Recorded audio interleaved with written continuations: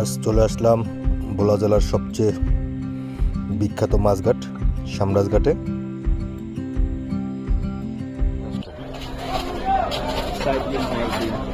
আপনারা এই ট্রিপে কতদিন পর আসছেন? 5 দিন। আমরা আপনার সাথে একটু কথা বলতে চাই। আপনি তো এই নৌকার, আপনারা এক একদিন নদীতে গেলে কতদিন করে থাকেন? অনুমানিক মনে করেন যদি মাছ হয়ে যায় তো একদিনও উঠিয়ে যেতে পারি।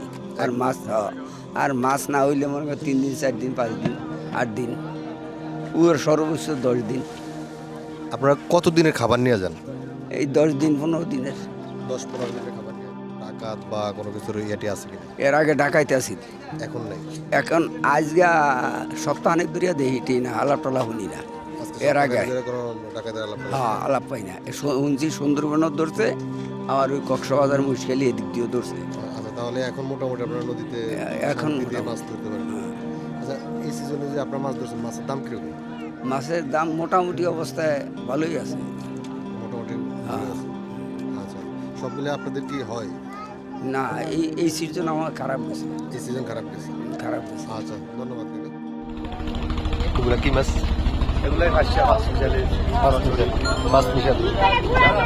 আর এটা কি মাছ? সোনা বাইলা সোডা বাইলা। এগুলোর দাম কিরকম পড়ে? এগুলো কেজি 400 টাকা 500 টাকা কেজি। 400-500 টাকা।